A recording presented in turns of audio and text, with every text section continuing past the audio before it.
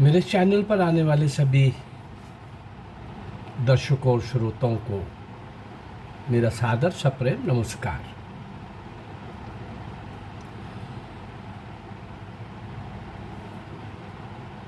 सत्रह सौ सत्तावन से 1947 190 वर्ष का भारत का स्वतंत्रता संग्राम का इतिहास, ईस्ट इंडिया कंपनी के आने का और ब्रिटिशर्स के जाने तक का बीच का ये काल एक संघर्ष का काल, बलिदान का इतिहास और इतिहास के कई पृष्ठ कमाल के वीरता और शौर्य के साथ जुड़े हुए हैं। कुछ कमियों के कारण भारत हर तरह से, हर प्रकार से श्रेष्ठ होते हुए भी हम अपने ही गद्दारों के कारण, अपने ही राजे रजवाड़ों की स्वार्थ सिद्धि और नालायकी के कारण 190 वर्ष लगातार संघर्ष करना पड़ा भारत माँ को बचाए रखने के लिए।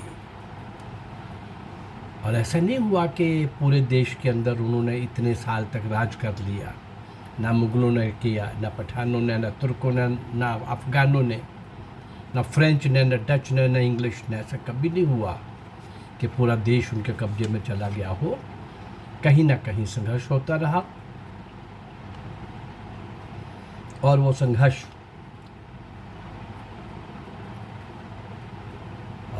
उन फिरंगियों के लिए, विदेशियों के लिए, उस आताताई सत्ताशाही के लिए चुनौती बनता रहा। हर आयु वर्ग के लोगों ने देश का इतिहास अपने बलिदान से लिखा, खून से लिखा। उसी 190 वर्ष के इतिहास में मैंने लगभग 350 वीडियोस आपके सामने लाया हूँ और अधिकांश जो मैं नायक और नायिकाएं आपके सम्मुख ला रहा हूँ, अधिकांश उनमें से 98% उन महान सपूतों के, सपुत्रियों के आपने नाम भी नहीं सुने हुए। हमने नहीं सुने ऐसे नाम। और 1-2% जिनके बारे में हमें थोड़ा बहुत नाम का पता भी है, उनके बारे में भी हम कुछ नहीं जानते, क्योंकि हमको इतिहास में नहीं पढ़ाया गया। हमको उन भारत माँ के सपूतों का कोई परिचय किसी भी पीढ़ी को किसी भी तरीके से नहीं दिया गया, क्योंकि हमको क्या प्रूव करना था? आज़ादी नेहरू और गांधी ने लेके दी है। क्या प्रूव करना था? आज़ादी कांग्रेस ने लेके दी है, जिसको बनाने वाला इटावा का कलेक्टर सर ए.ओ. ह्यूम, सोचिए ज़रा, वो पार्टी बना रहे थे और शुरू में वो कौन लोग लिए थे। और 1920 तक ये बिल्कुल भिखारियों का ही मामला था। और उसके बाद भी देश की स्वतंत्रता के लिए जो क्रांतिकारी अपनी जान हथेली पर ले करके अंग्रेज सरकार को चुनौती दे रहे थे सशस्त्र क्रांति की, उन महान क्रांतिकारियों का विरोध करने का ये कांग्रेस भिखारियों का मंच कारण बन रहा था, निमित्त बन रहा था। इसलिए कांग्रेस ने आज़ादी लेके दी। कांग्रेस का उस समय भी बहुत बड़े पाप हैं, एक नहीं 100 में गिना सकता हूँ। और आज़ादी का बाद तो 1000 पाप है जो कांग्रेस ने इस देश को दिए हैं, किए हैं इस देश के साथ। तो इस कारण से महान क्रांतिकारियों के, इवन नेताजी सुभाष चंद्र बोस का भी सौदा किया गया, एग्रीमेंट किया गया ब्रिटिश गवर्नमेंट के साथ। जिंदा या मुर्दा जब भी मिलेंगे तो हम आपको सौंप देंगे। वीर मंगल पांडे से सुभाष चंद्र बोस ही नहीं, उसके पहले भी 1757 से 1857 ऐसे बहुत लंबी श्रृंखला है।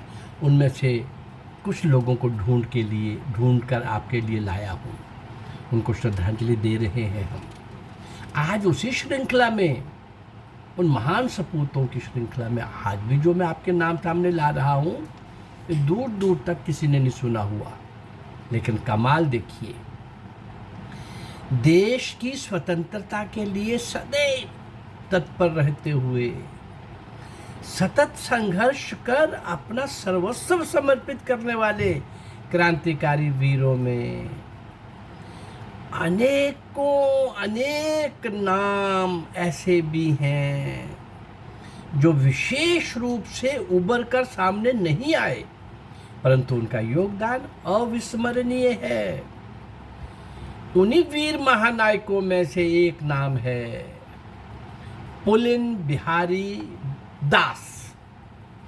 पुलिन बिहारी दास, महान क्रांतिकारी पुलिन बिहारी दास का जन्म 24 जनवरी 1877 1877 को बंगाल के फरीदपुर जिले के लोना सिंह नामक गांव में हुआ।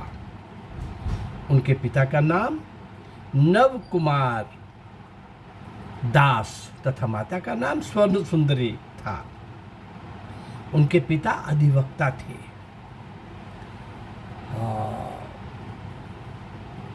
और उनके पास काफी जमीन जायदाद भी थी। रिच थे, रॉयल थे, खानदानी, बहुत सदियों से उनके पास एक अच्छा संपन्न परिवार था। कुल मिलाकर वे एक अच्छे संपन्न परिवार से संबंध रखते थे। पुलिन बिहारी दास अपने जिले के ही एक विद्यालय से उन्होंने प्राथमिक शिक्षा अर्जित की थी। तत्पश्चात ढाका के कॉलेज में आगे की पढ़ाई शुरू की। उन्होंने बीएससी की डिग्री हासिल की। प्रारंभ से ही एक तेज बालक थे, तीक्ष्ण बुद्धि वाले, और इसके साथ साथ बड़ा कम होता है ऐसा, शारीरिक क्रियाकलापों में भी वे कई मामलों में उनकी बहुत रुचि थी। इसलिए फुटबॉल खेलना उन्हें काफ़ी पसंद था। लाठी चलाने की कला में भी वो पारंगत थे। सन 1903 में उन्होंने अपना अखाड़ा खोला और लाठी चलाने और घेराबंदी करने की अपनी कला को और निखारा और तराशा। सन 1906 में वे देश की आज़ादी के लिए उस समय जो क्रांतिकारी थे उन सब क्रांतिकारियों के संपर्क में आने लगे और उनसे प्रभावित होने लगे। और उन्होंने भी, पुलिन बिहारी दास ने भी देश के लिए कुछ कर गुजरने का संकल्प ले लिया। इसी क्रम में वो आगे बढ़े और फिर कभी पीछे मुड़कर नहीं देखा। पुलिन बिहारी दास ने क्रांतिकारियों का दल बनाने की और उसको बड़ा करने की मंशा से ढाका में एक स्कूल की स्थापना की। इस स्कूल में छात्रों को पहले लाठी चलाने की शिक्षा दी जाती थी। उसके बाद छात्रों को तलवारबाजी, पिस्तौल चलाने में भी उनको पारंगत किया जाता था। अच्छी प्रैक्टिस करवाई जाती थी, निशानेबाजी की भी। जैसे जैसे समय बीत रहा था पुलिन के इरादे भी मजबूत हो रहे थे। प्रमथनाथ गुप्त, प्रमथनाथ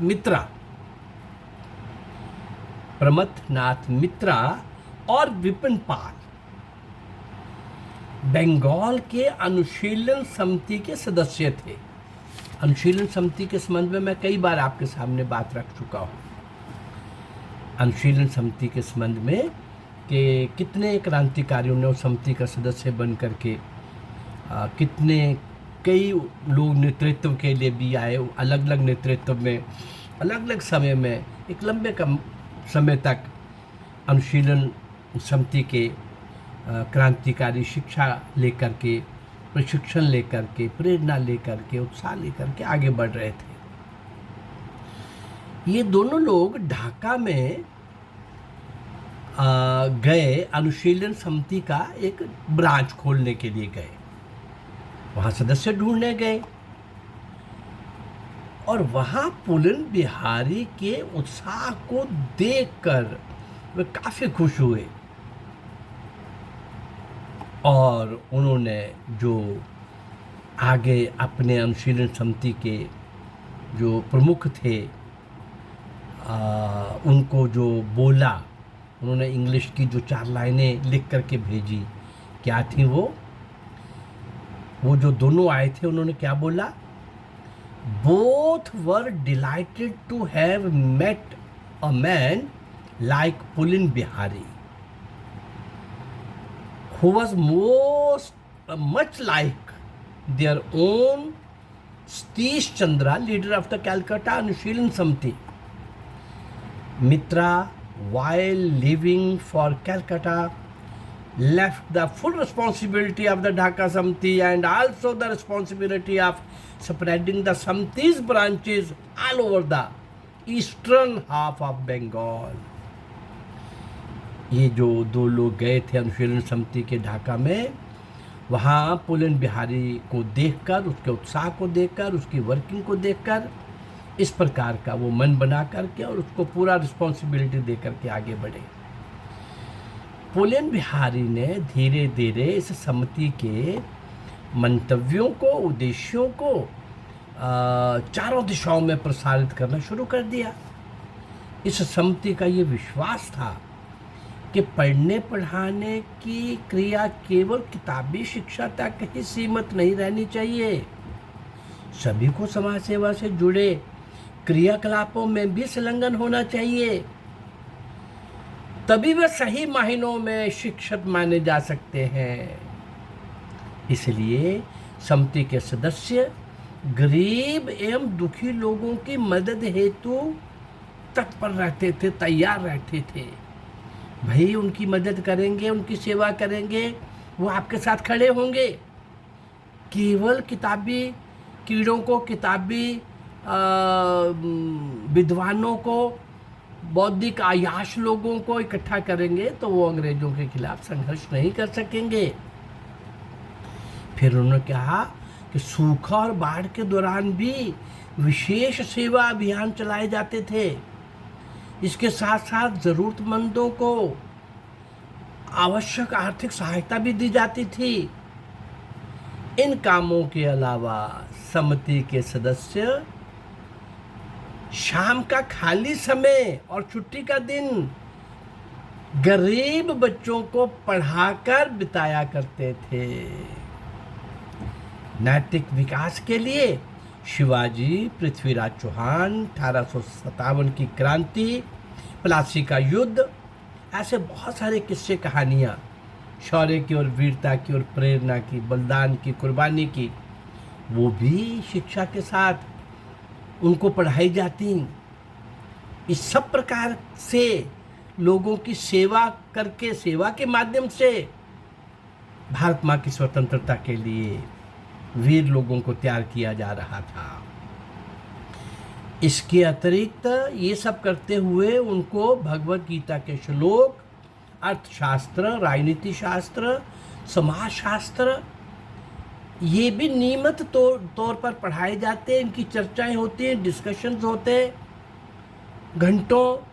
देश क्या है, राष्ट्र क्या है, समाज क्या है, गुलामी क्या है, स्वतंत्रता क्या है, प्रतंत्रता क्या है, विदेशी क्या है, देशी क्या है, ये सारा कुछ जब पढ़ाते गरीब बच्चों को तो ये सारी बातें भी उनके सामने रखते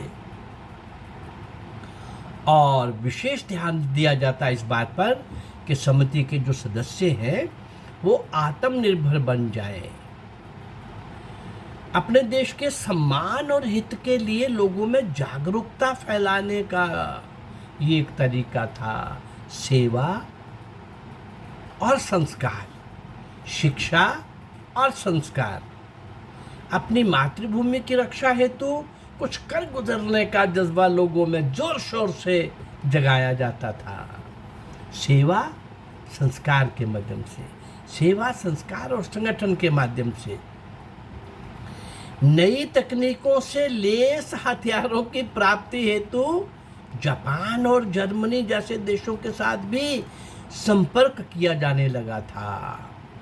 मुकाबला तो अंग्रेज से था ना, वहाँ तो हर जगह लाठी से काम नहीं चलेगा।